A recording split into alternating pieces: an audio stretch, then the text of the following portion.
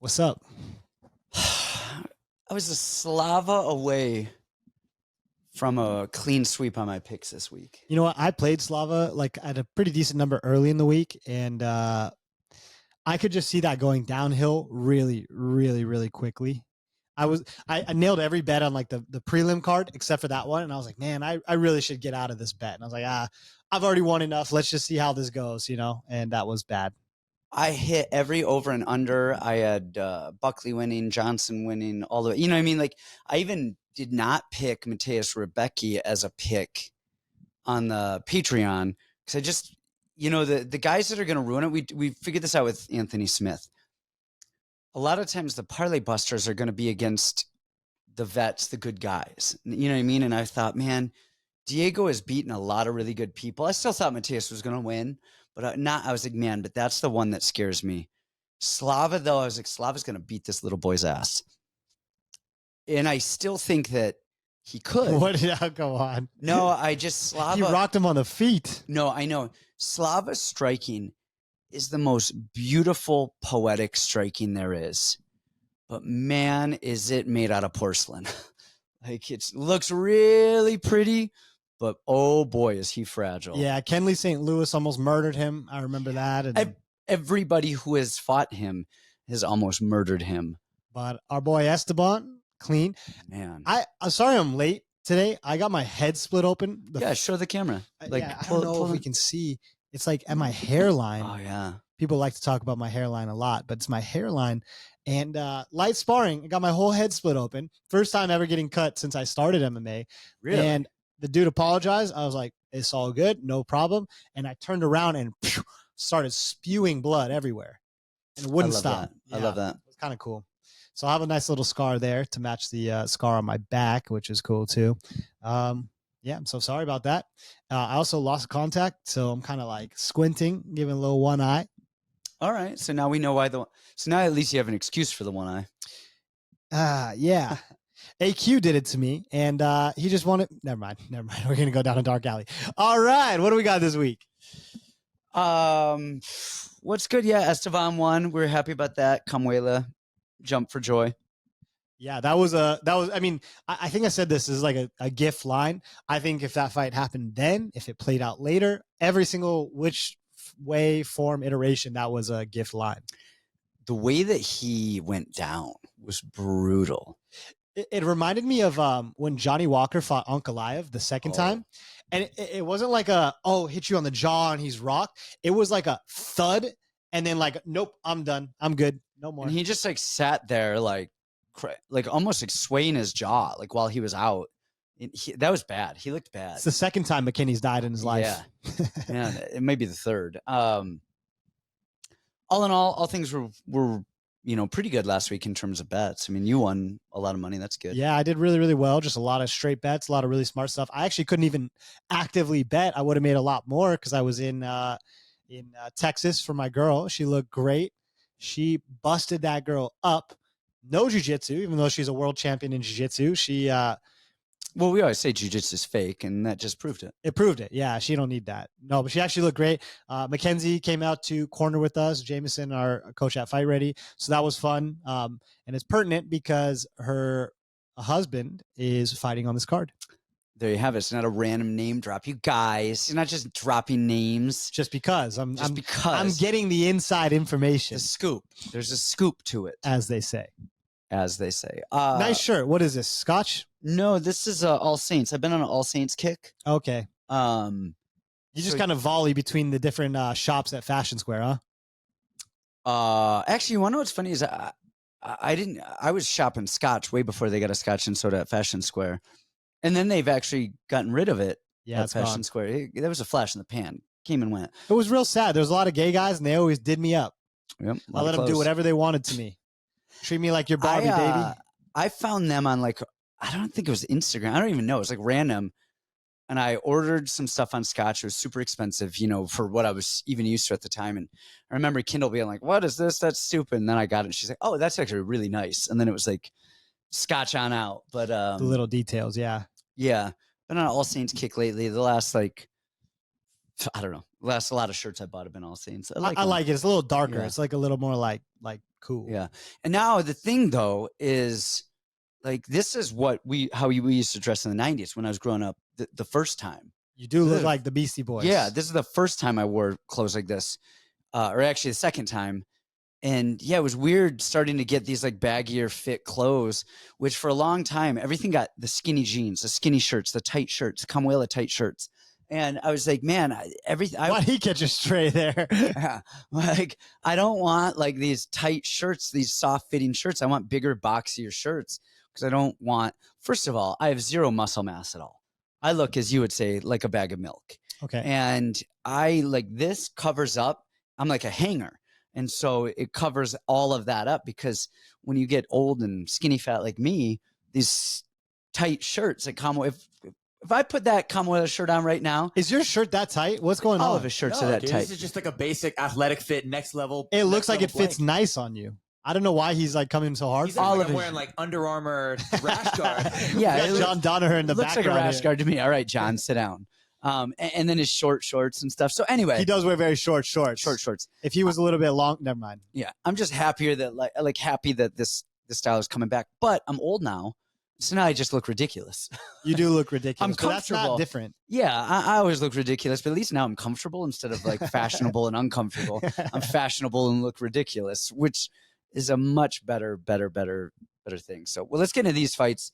You were late getting here. I'm going to teach tonight. This card's not that great anyway, so we're gonna breeze through this bad boy. The only good fight on the card is Alatong Haley versus Clayton Rodriguez, and I can't talk about that anyway because I'm leaving and cornering him this weekend. Okay, nice. All right, so let's get into it then. We have Vanessa Demopoulos plus 260 versus Emily Ducote at minus 325. Hey, talk on this really quickly. Yeah, I like that. So we have here the shadow box that she made for us before she abandoned our team and left us in the trenches and said, screw you guys. Here's a picture of blind Kyle. He doesn't watch the show, so we can talk as much shit about him as well. Nobody can. He listens to the podcast. We got Stevie Wonder right here. He listens to the podcast. You don't watch it on YouTube, that's for sure. Why did they give you a white shirt? You needed to be any whiter in this picture. No, well, I'll tell you why. Because that's not that shirt. That was Kevin Natividad's shirt, isn't it? Okay, yeah, they fought that night. Because, yeah, they fought the same night. And so I had Kevin's shirt on, and then I actually just put Vanessa's jacket on right over it and zipped it up because was just time constraints and stuff like that. And then we have Lil Monster. Little Monster. And I look kind of handsome in this photo. I think it's good a good looking photo. man. Good looking photo. Way more than real life. Yeah. This is my new picture for Hinge. I don't know if I can read this, but thank you, Santino. We have a UFC glove. We're actually gonna do a raffle. It's a 30-cent buy-in, and we're only taking 10. So basically, just pay for the shipping and it's yours. Okay.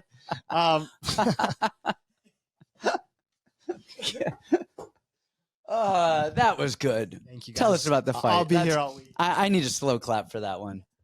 That was a good one. People don't appreciate our comedy. That was solid. That was solid. Not at all. You want to know what I find funny too is that people are like, somebody was recently on the comments, I forget the exact details. They're like, so you guys train? Like, where do you train at? Like, do you guys have a gym? It's just so funny. People are like, how come you didn't talk about the Alatong Haley fighter? Yeah, you're just like, those ones bother me not at all. Like, I'm just like, oh, okay, they're new to the channel, they don't get it, and that's fine. We're not famous by any means. Not at all. But you'd think if you were listening to us say, hey, we're not putting that up because we train so-and-so, yeah. But they don't see a timestamp. They're like, oh my gosh. The funniest one to me was last week. Someone goes, you guys only get like 3,000 views a video. Your opinion is irrelevant. And I was just like, nice. That's sick. That is funny. I like that. All right, man. All right, let's talk about this fight. So we got Vanessa. We have Ducote. Vanessa's not with us anymore. She blocked me, so I can speak. I feel like that's a common theme. You said last week you're like, C-Rod blocked me. This week Vanessa blocked you. You will be shocked. Okay, we're sitting there watching the fights on Saturday, and my phone lights up, and it says C-Rod.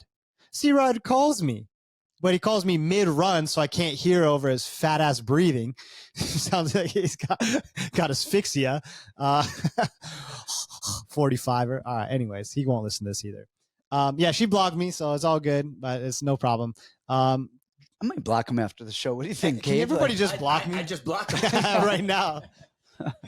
Anyways, I think the line is wide. This was a spot I was planning on actually putting a hefty amount on, because I think we look at this. How old is Vanessa? 36, producer Gabe? Yeah. Yes, sir. It's an old woman. That's an old woman. She's 36. 35. 35. Okay, either way, that's She can still bear a child. I don't think so. Not what she's been through. Yeah. She left that in the best years in her club. She's 35. She is a jiu-jitsu player, and she's very comfortable off of her back. And the thing is, more than one time she's bragged about winning fights off of her back, which I think is problematic just in general and always has been. And she's been the product of a few very questionable split decisions, more than one. I know you had cornered her for the Jinh Yu Frey fight, and you had thought that she won that fight. Going back to it, I thought it was clear that she lost that fight. Just in my opinion, I thought she lost 2-1, and it was a good fight. It was close. Each round was close, but I thought clearly she lost 2-1. She fought Mizugaki. I guess depends on how you score that fight. I could see a way. I don't hate that decision. Like I think, yeah, she was on her back, but whatever her name is, was it Mizugaki or Maserati? Whatever it was, Maserati. Yeah, whatever it was, Maserati. She just laid there and just got punched and punched and punched. So I don't. I actually agree with you on that one. I thought the Jinh Yu Frey one was a worse scoring than the Mizugaki one, because he was busting her up and did well. She hits hard. She really does hit hard. She's not very technical, and she doesn't have any semblance of range and movement and distance and setting things up. But if she connects, she hits really, really hard. For me in this fight, I think Ducote is very good striker, very good range management. The one thing I actually wish that she did more was what Vanessa does best, is just chuck them. I wish she would just put a little bit of sting on her punches and not be afraid to jump in the fire and swing. She's a jiu-jitsu black belt herself. I think her wrestling is better. I think her kicks are better. The leg kicks are going to be huge. I think this is actually a decently close fight. If Vanessa won, I wouldn't be shocked at all. But I like Ducote in this spot, just on fight IQ, just on generally a better striking prowess, and just calm, just the ability to be calm and maybe cardio. Yeah, I don't want to talk much on this because I still talk with Vanessa quite a bit and see her quite a bit, and trained with her quite a bit for a long time. But I think the line is very wide considering it's women's MMA, and Ducote's not amazing. Like she's solid, and that's fine. Yeah, she's very solid. And the thing with Vanessa is she actually is physically a beast. Like she's very strong. She's very strong. She hits really hard. She's very powerful. She has a lot of ways to win. She just, without the proper game plan, is she going to jump guillotine and play off her back? And that's the hard part with me about Vanessa, is just, can she implement a game plan? And in a fight, man, if you told her to, if I told Vanessa to cartwheel mid-round, she would just do it. So she listens, she trusts everything. That's a great trait. And that's a great trait when it's used correctly. Exactly. And so as long as she can stick with a game plan and have a game plan and stuff. So, and that's the part I worry about her being in Vegas, because a lot of the Vegas camps kind of set up their own thing, run their own stuff. I think primarily she's sparring with Piera for this fight. Okay. Who we're going to see later on. Which is just interesting because Piera's never really fought with a game plan either. So, Ducote, I think, is actually, that's the one thing I will give her, is she's a very smart fighter. I think she is an intellectual, very calm. They're almost each other's opposites. Like one, no game plan, but can win right now, versus Ducote. You're not like, Ducote's finishing this girl, but fight smart. So I think wide line.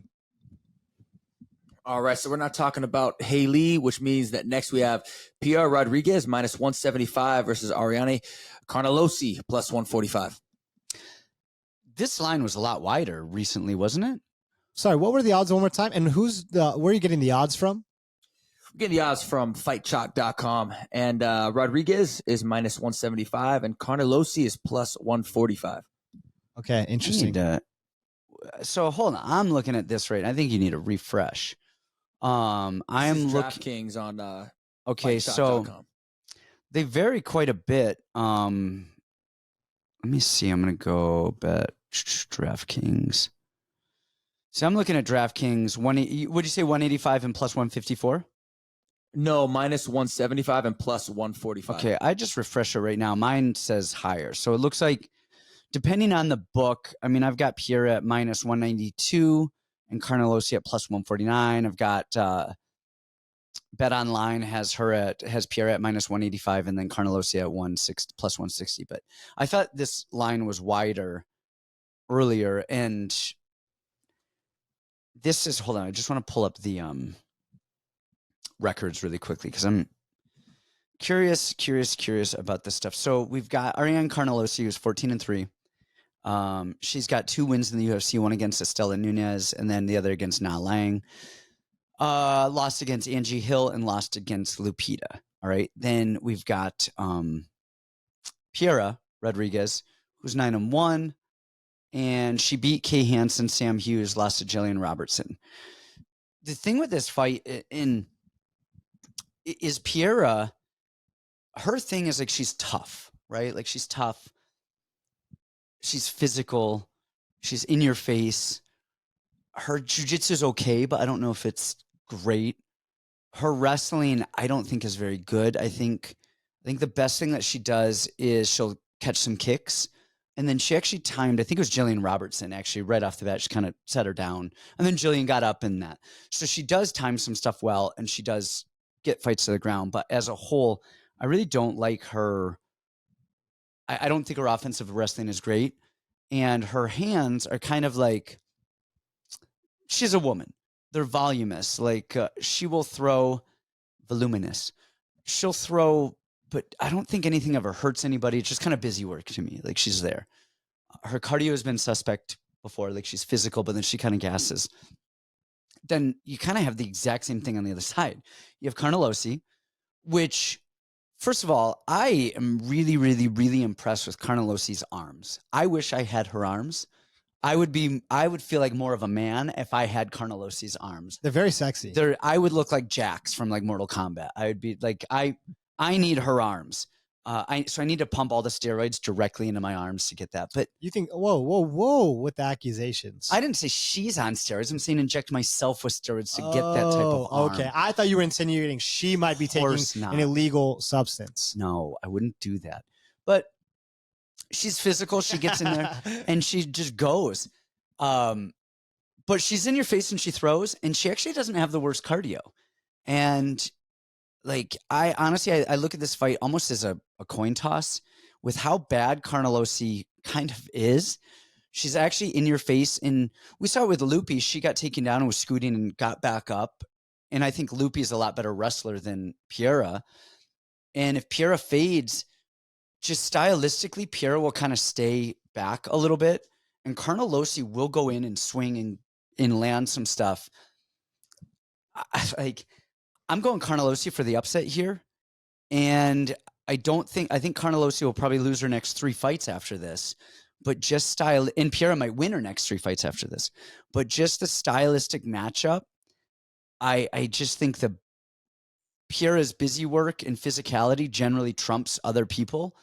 But I think Carnelossi's busy work and physicality and forward pressure could somehow pose a lot of problems for Piera.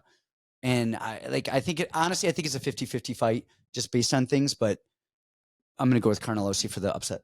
I kind of thought the same exact thing when I had originally seen this matchup. I actually didn't know the odds until right now, and I need to go refresh tape. It's been a while since I've taped Carnelossi. Sorry, guys. Whatever.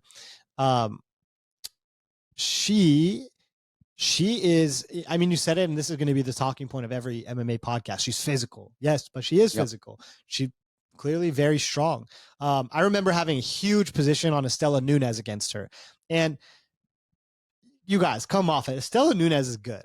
She's not bad. She's good. She just has cardio issues and fight IQ issues. But her takedown defense was really, really good. I think her takedown defense is better than Piera's takedown defense, at least the second and third level. Yeah. Piera has a good first level takedown defense. That's fine. But you cut a corner, you cut an angle, anything. And Carnelossi is very similar in that, where she's very strong on the first movement, but her balance, she almost tips over. Well, she's just too thick. Yeah, she can't move well. But if she does get Piera down, Piera is known as a turtle off her back. And then you have a girl who's a jiu-jitsu black belt. This is actually something interesting. Literally every Brazilian in the world, I always ask if my girl knows her or knows the Brazilian. And 99% of the time, she's like, no, don't know them.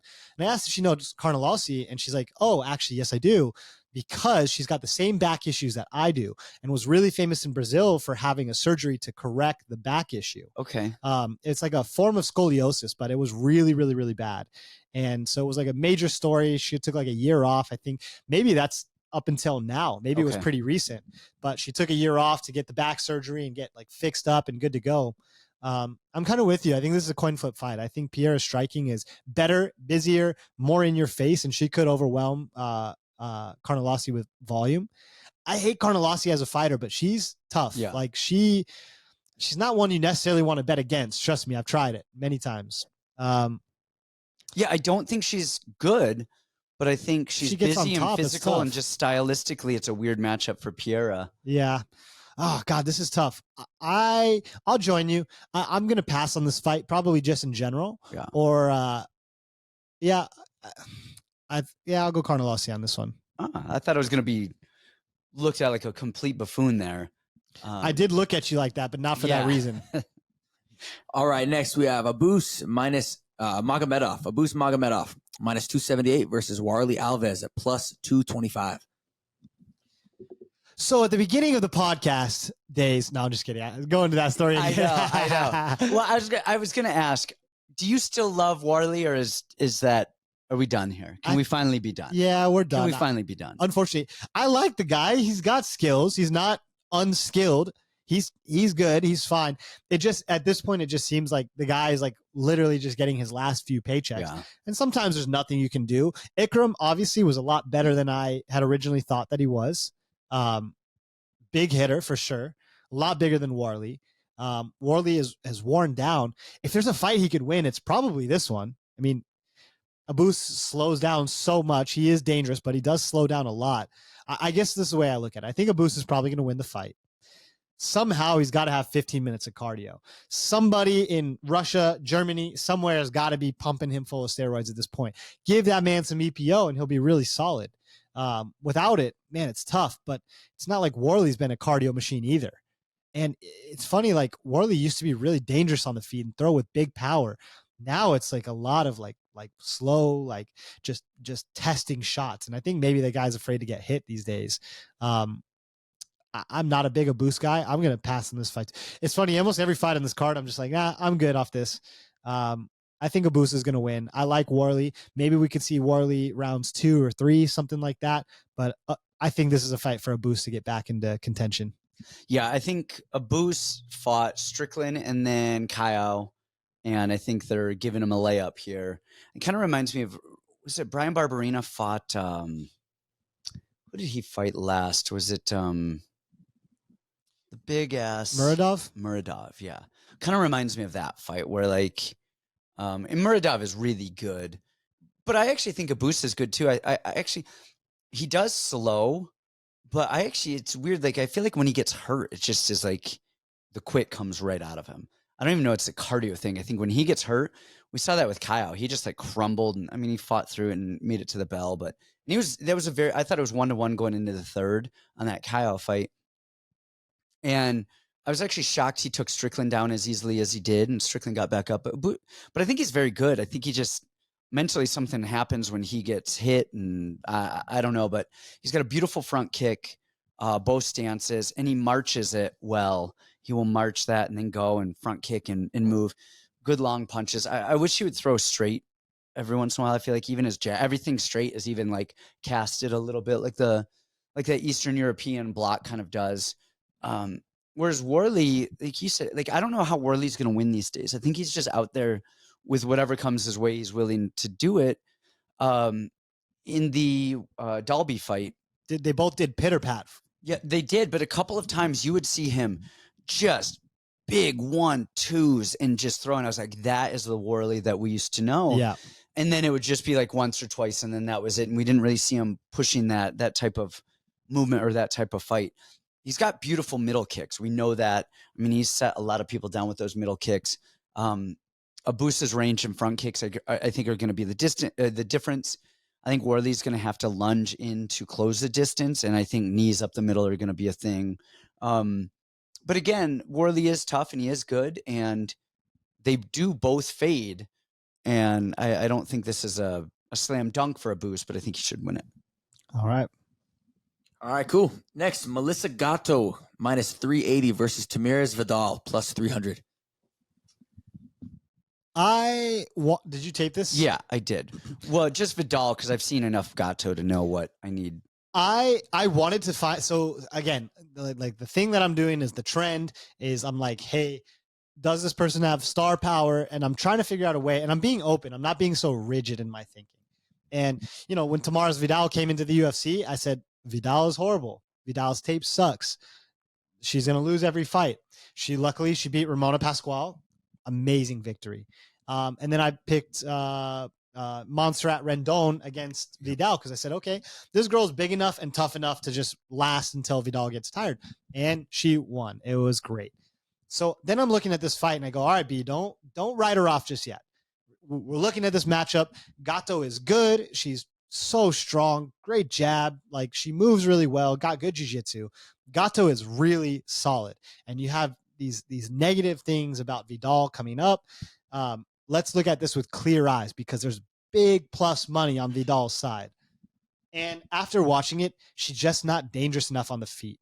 If she was a little bit more like I'm just going to send it. I'll throw these calf kicks super hard. I'll, whatever. And I'll do it for as long as I can. Maybe it's only 6 minutes. I would be very, very tempted because Gatto just in the Lipski fight, she just didn't do much. That's the thing. And it concerned me. She just didn't do much. And she lacked urgency to finish out the rounds good. She didn't grapple at all. There was a lot of things she didn't do. And so I was looking for any angle to play Vidal because that would be the one where you can like look back on everyone else and go, I'm smarter than you. I told you so. And unfortunately, I just can't see it. Vidal doesn't look like she takes the sport very seriously. She's got a little, spare tire around her waist at all times. A little muffin top. More than a little. That's a delicious muffin. That's a little Brazilian muffin. Anyway, sorry. But she just like kind of throws one shot every so often. And that's just not good enough. And they're not hard enough. One soft shot every so often, one front kick every so often, one low kick every so often until you get tired, a fight does not make. So I don't even know if the line is wide. I think Gatto's gonna cruise here. She's just faster, cleaner, better everywhere. That's what I got. Yeah, I'm with you on that. I think people give Gatto a bad time over the Lipski fight because she just wasn't wrestling again and again and again. But a lot of times it takes two people to wrestle. And she did a really good job with Tracy about taking her back, standing and like getting trips and stuff like that. But Tracy is willing to wrestle and Lipski just isn't. And she knows how to not wrestle. And I do this all the time at the gym is I will be on the cage or on the wall and I'll clinch somebody and over under. And I say, all right, now let me, I'll keep me here for a second and they can keep me there. Maybe I can move left or right, whatever. But if I don't agree to clinch with them and I just keep my hands in, I'm like, hey, hold me here. They can't. And that's the thing with Lipski. I don't think she was doing – look, I think Gatto should have wrestled, and I think she should have tried to grapple that more. But sometimes you just are like, man, I couldn't – like it's almost like with Henry Corrales. Like if you guys watch him fight and stuff, a lot of times people don't wrestle him as much as they should because they'll shoot once or try to get – and they don't get anywhere near anything. And so you're like, man, and they just get discouraged. I'm going to waste my energy and my time. Yeah. And I think that was that. And I think that she's probably going to have learned from that. But you said it. She's taller. She's longer. She's faster. She's more athletic.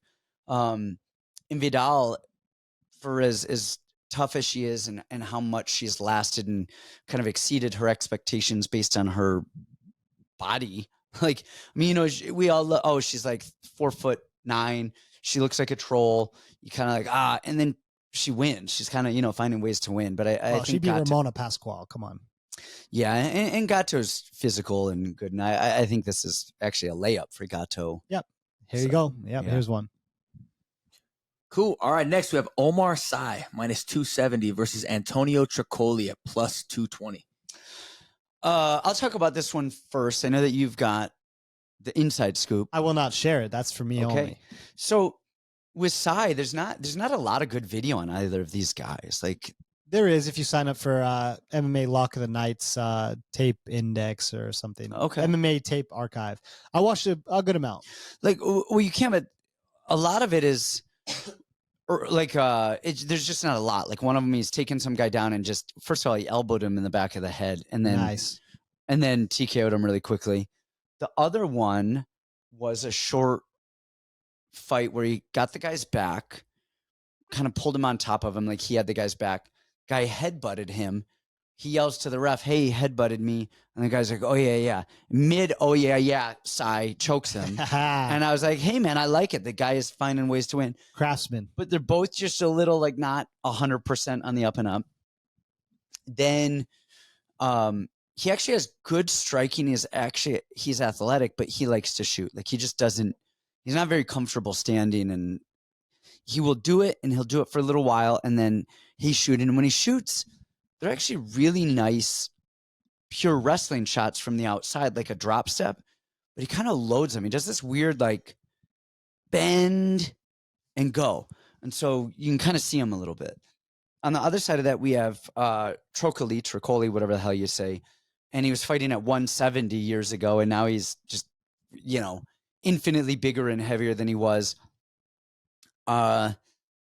I don't think his wrestling is great, and he's a jiu-jitsu guy, but I'm not, from what I saw, I only wanted to watch his recent stuff. I didn't want to go back far because What do you mean recent stuff? That doesn't exist. The one fight was Contender Series. That's it. Well, he had one fight after that in 2021.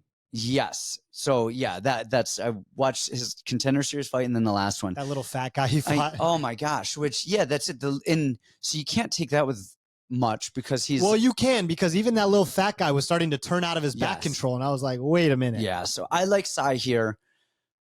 I don't like the tape, and not like I dislike either of their tape or anything, but I just didn't get what I wanted to get a really good picture of them.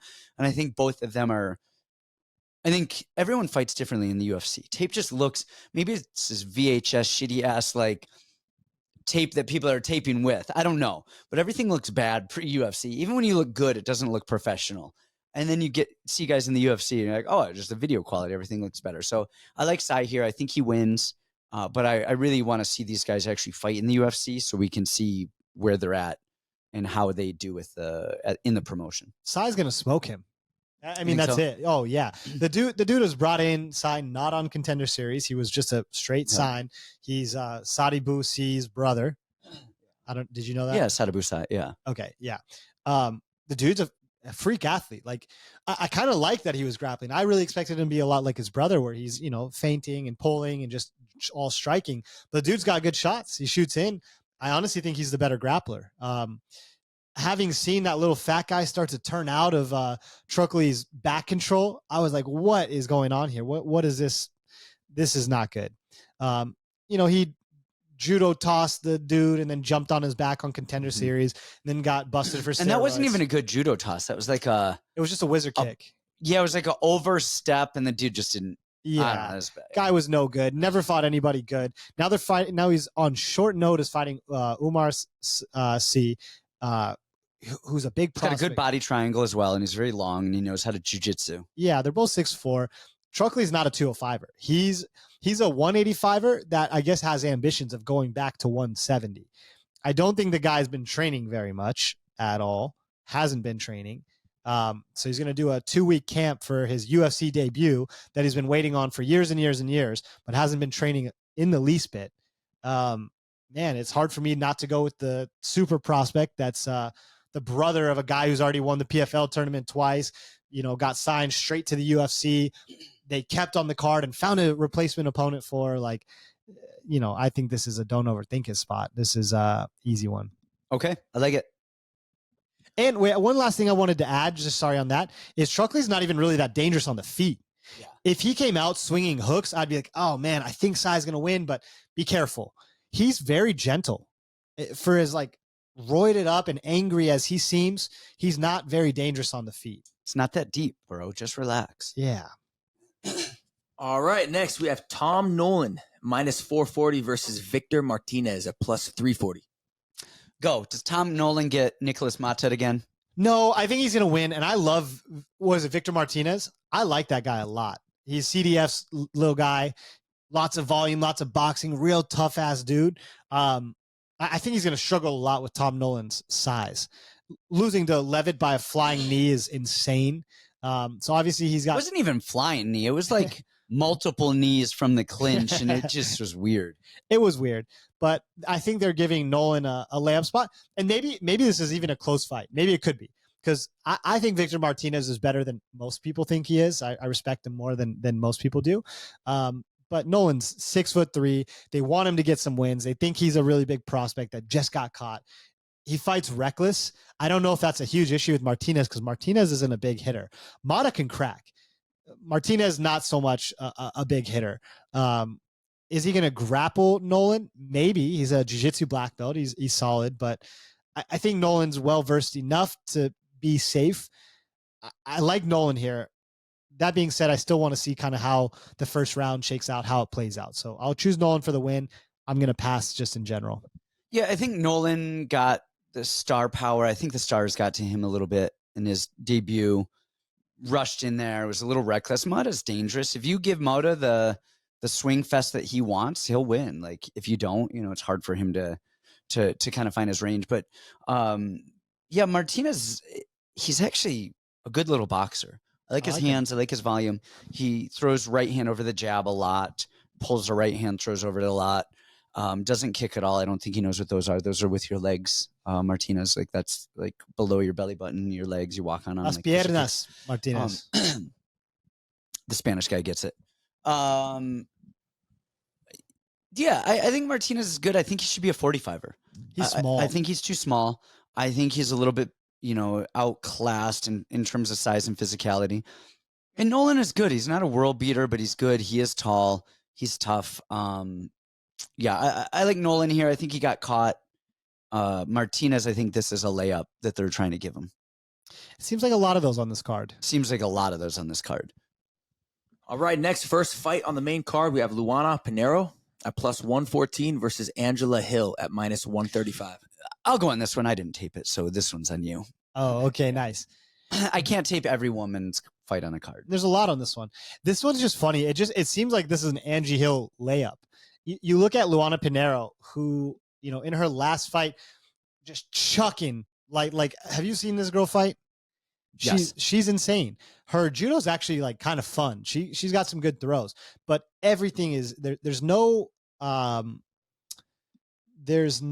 setup. There's no rhyme or reason for her striking. It just is. She just chucks leather and hope it connects. And if it doesn't, okay, we're going to try again. And Angie, I think, is a lot of the opposite, right? She kind of breaks you down with jabs and low kicks, and she sets traps for later on in the fight. So the line makes sense. I think the line is very accurate because you have the kind of the raw athleticism and just the power of Pinheiro. And maybe she top times her, maybe she can get her down and hit some crazy stuff versus just the ultra vetness of Angie Hill. Angie slows down a tad bit, not as much as Pinheiro. She does get cracked a few times. She does get hurt somewhat often. So could I absolutely see Pinheiro KOing her? I could, but to count on a straw weight for a knockout seems like not that likely. Am I crazy, or wasn't Pinheiro kind of piecing Ribas up until she got knocked out, or am I wrong there? It's been a while. I don't remember. She came out like a bat out of hell and just, I'm not kidding. Haymaker right, haymaker left, haymaker right, left. She cracked her maybe 1 or 2 times. Okay. Even Amanda was like, you're not touching me with those. And then Pinheiro slowed down significantly and Amanda started to kind of take over. Yeah, I just watched that one today. I remember a lot of her film. To me, this seems like a slam dunk Angie fight. Maybe I'm wrong, and maybe got to read more books. But I think that Angie's fight IQ, just her striking is better. She knows how to fight over the course of 15 minutes. Her defensive grappling has come a long way over the years. Like, I think this is kind of a slam dunk for her. All right. Next, we have Adrian Yanez minus 360 versus Vinicius Salvador at plus 285. The basketball players are still going off, right? Right? Are they still? The basketball players? Yeah. What are you talking about? No, we're in the middle, right? Oh, I don't know what sport that is. Yeah. I feel like everything has been a layup or a slam dunk. Oh, I see what Like you're going with this. and I was like, it fits. It fits the time. Trying to be funny. I get it. Yeah, but we weren't even trying. No, I actually wasn't. I was like, it kind of fits, but we're not even thinking about it. But man, Yanez has lost 2 in a row, and to just top guys, man, like to Rob Font, just who has lunch boxes for hands, and then Martinez, who Yanez, he's gonna kick. Let me tell you the game plan. Like, he's gonna throw a kick. Nah, he won't do that. Nah, like, dude. And then you have Salvador, who has lost to Altamirano. Nice. And CJ Vergara. Man, people hate on Vergara, but CJ's tough, dude. He's good. He's never gonna be a top 5 guy. He's not gonna fight for a title, but in a division without a ton of guys, he can float in the top 10 to top 15 and beat some of these guys. That's and, insane. Anyways, maybe 15. Maybe he'll be 15 or something like that. He'll kind of because he's not bad. He's just not spectacular. And sometimes you don't have to be great. You just have to be okay in enough areas to keep you in the show for long enough. But Vinicius, like, he just is out there putting on a show, light sparring. And not the light sparring where you get split open with stitches. Damn. But like the light sparring where you're like shadow boxing. And man, Yanez does a lot of stuff well. He doesn't really kick. He doesn't really block kicks a lot. He catches kicks, which I love. We saw that with Davey Grant. Every kick was caught, and he follows stuff back, and he knows he has great head movement and good boxing, and he's just a smart, educated fighter. I like Yanez. I wish Yanez was actually more well-rounded, and I wish we'd see him offensively wrestle a little bit and throw some kicks a little bit and just do more MMA stuff, because I think he probably has the skill set. And I think if you're in the room with him, he's probably hitting some beautiful wrestling chains and jumping guillotine and kicking. Yeah, he's probably doing a lot of stuff, but just in the fights, we only see what we see. But Vinicius, man, I just like, how is he going to win this fight? Like, how?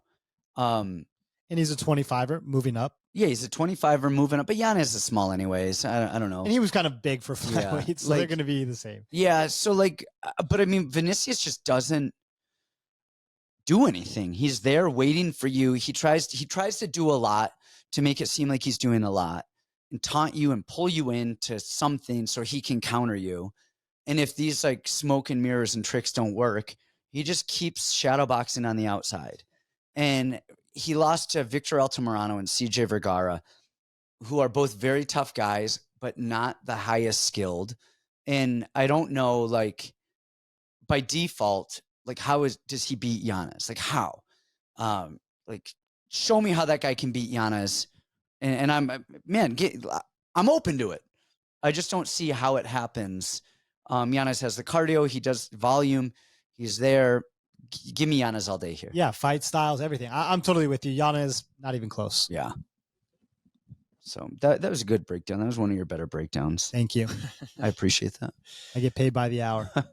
All right, next we have Ramiz Brahimaj plus 124 versus Themba Gorimbo at minus 148. Tell us about the Rock's favorite fighter. This is such a stupid line to me. I played it this morning at minus 129 to win 5K on Themba. This just doesn't even make any sense. Themba's had the easiest run since he's been in the UFC. AJ Fletcher fight was tough, but in hindsight, so I had a lot of AJ Fletcher bets in that fight.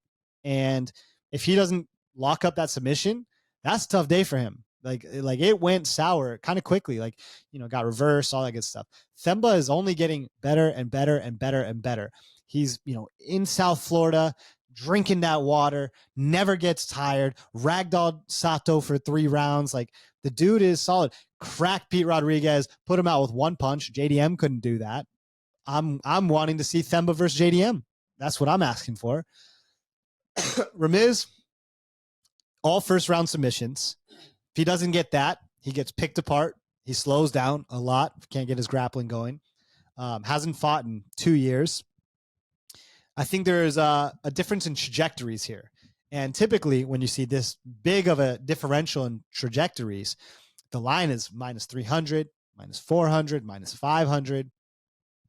And we're getting Themba at the great price of minus 129 or minus 140, wherever you want to look. To me, a lot of that's predicated on people still thinking that he's a fraud based on his pre-UFC tape. But man, how many times are you guys going to fall into that trap, right? Natalia Silva, like all these people, Karine Silva, all these people. And then they get to the UFC, start drinking that South Florida water, and now they're great. And that's what it is. I think this dude has been putting a lot of time in the gym.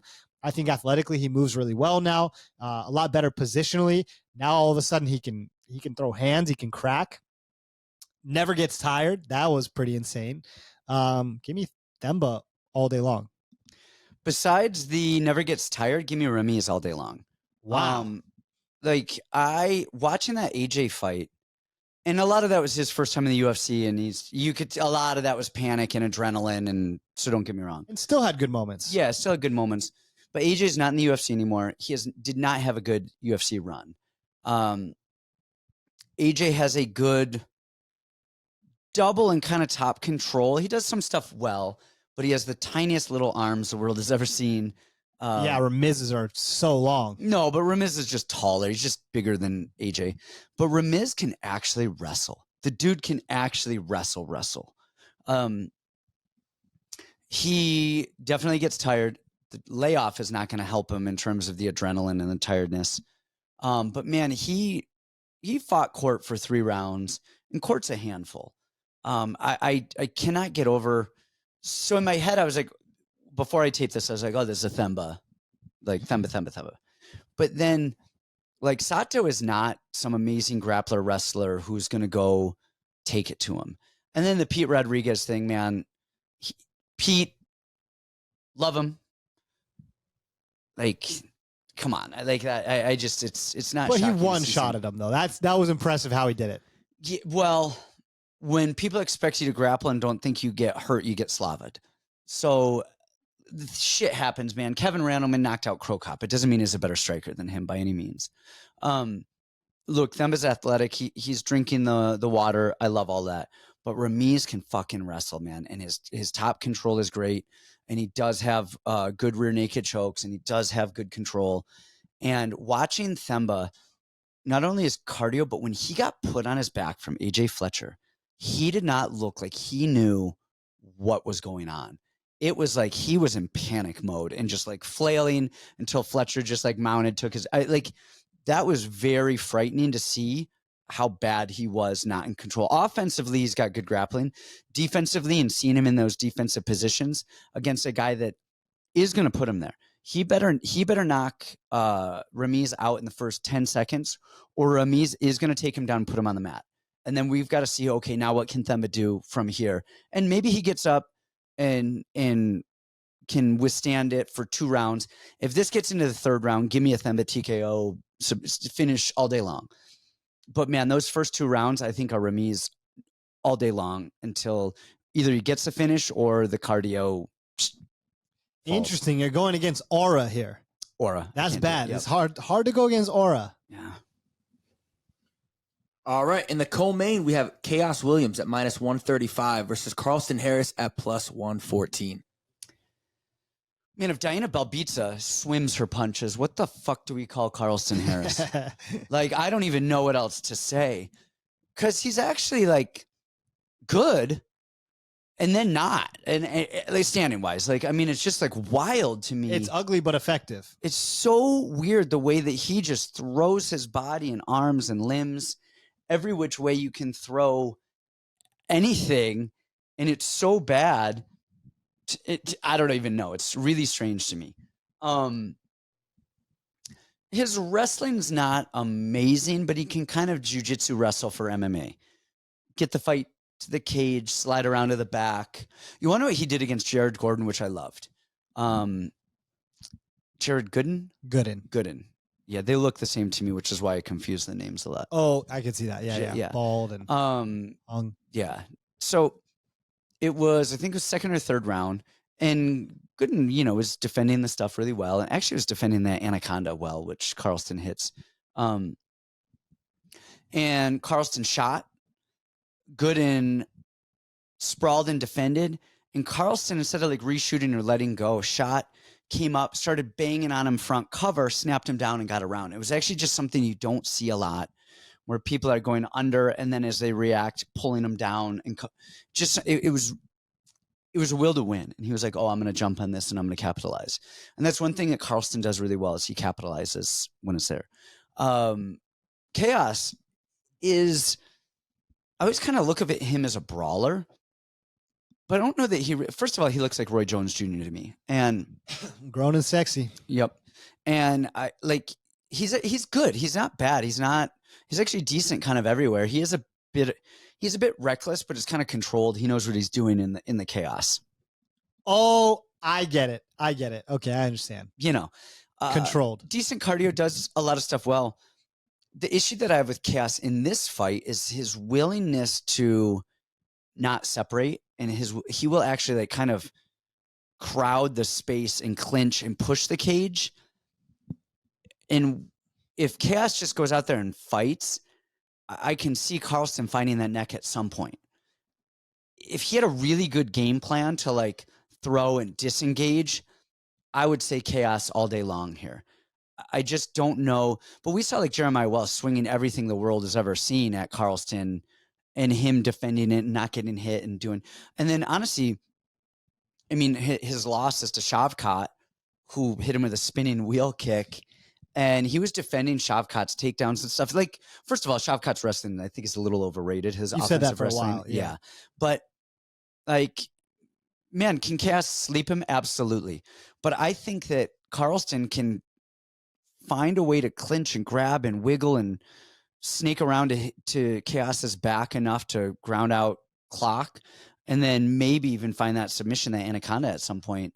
I like Carlston here for the win. I feel like this is going to be everybody's underdog of the week, right? Everyone's going to make a case for this. And I think you're right. People underrate Khaos a lot. They kind of think that he's like a Jared Gooden. Like he's just kind of like an idiot, just in there, tough guy, whatever. The dude's got more skills than people give him credit for. A little slower to the punch sometimes. He had trouble with Rolando Bedoya's rhythm.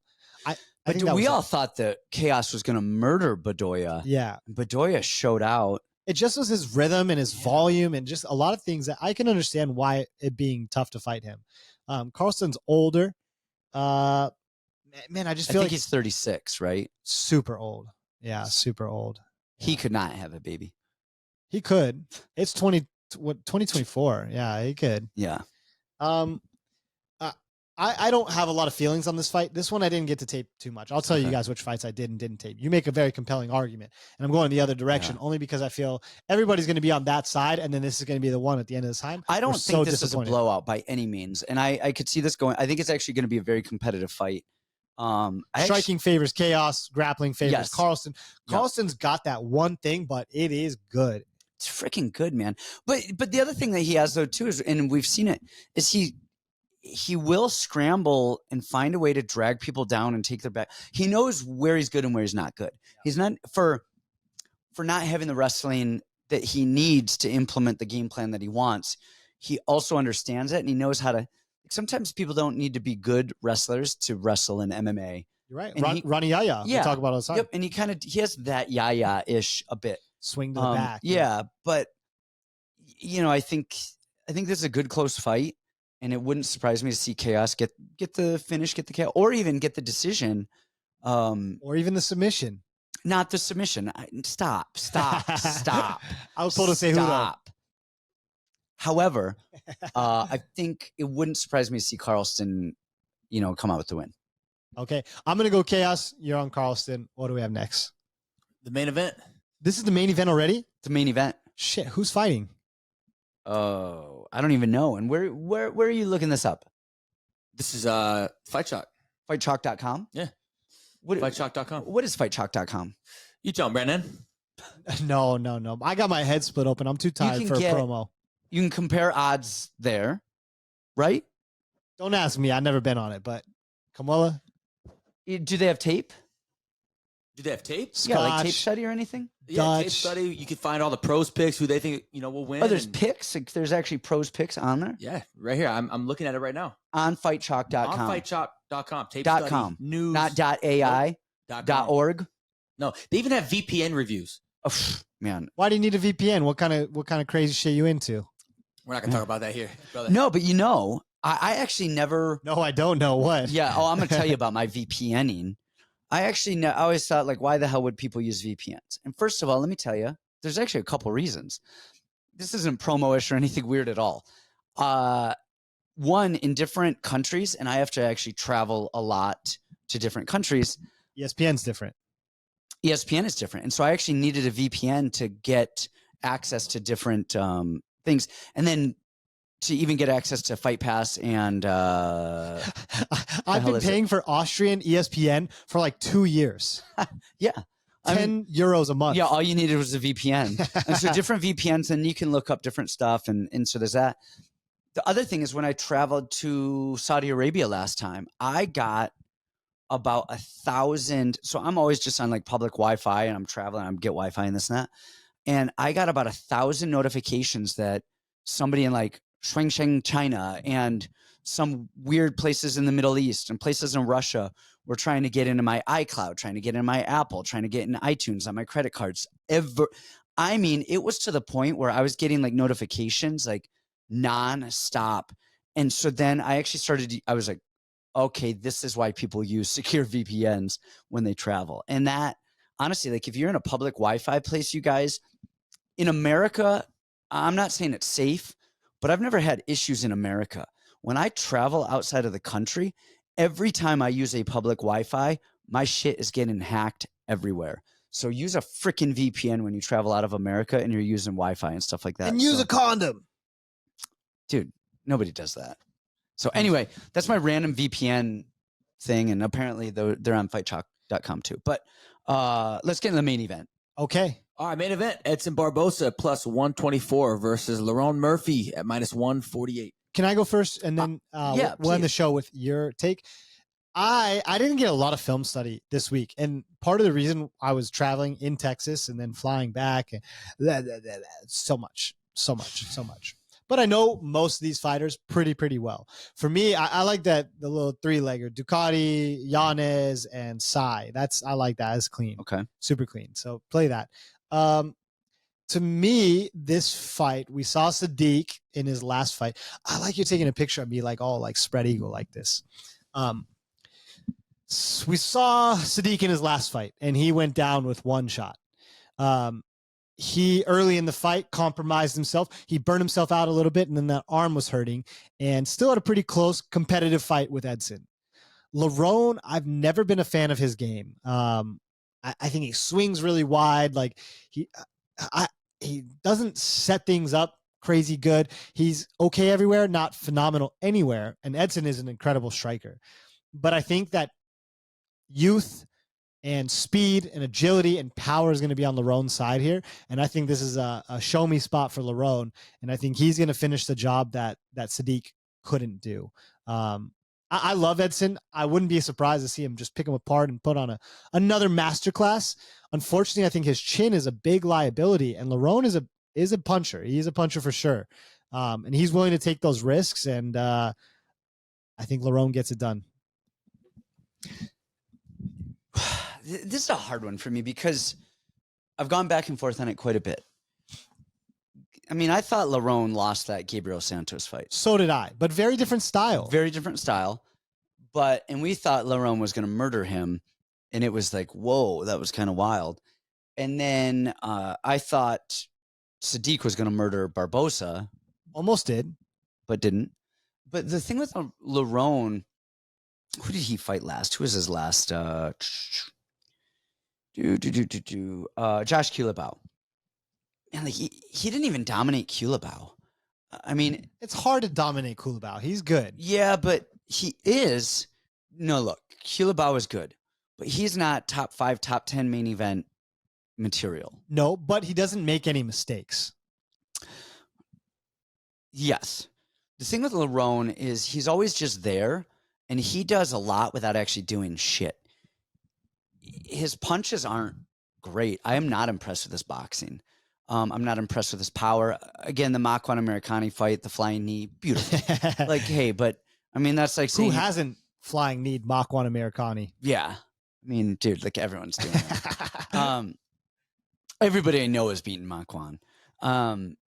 So, but that flying knee is like saying Chase Hooper's going to outstrike people. Like, I mean, you know, shit happens, but we've never really seen Lerone just look amazingly dominant in anyone, taking people down and submitting them, taking them down and ground and pounding the shit out of them, striking, looking at him. He's just, his cardio is good. He mixes wrestling well. His timing's good. With that Culibao fight, especially, is he does so much of nothing, and then it's just there. He's like feinting and moving and feinting and drawing you in, and then switching stances and feinting and moving and drawing you in. And he's constantly trying to create something. And then with Culibao didn't really bite, and then he jumped on him. At the end of the Culibao fight, what was it, like a head kick or a body shot that dropped him weird? Yeah. Just kind of phantom stuff. But anyway, and so with all of that, I'm like, man, Edson is going to win. He's tough. He's going to throw damage. He's going to do stuff because Lerone just doesn't have a great way to win. Like he's just there. He kind of outlasts people. And the thing with Lerone is he fills in the gaps. So if somebody has a big striking gap, okay, he can fill that in. If somebody has a big cardio gap, well, he's got that covered. If they have the big whatever, he's good enough everywhere. And then you look at Edson, look at his losses, okay? So, I mean, he beat Sadiq, but he almost died. The Billy Quarantillo fight, that was just murder. And then he lost to Bryce Mitchell, who Bryce, though, is like, I am going to drag your ass down at all costs and like hang on you.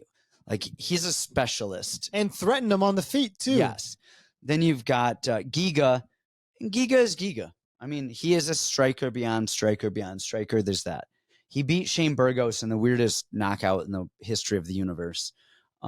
Great fight there. Then he beat Mach 1, who oddly enough dragged him down again and again and again. And he just like, I don't know.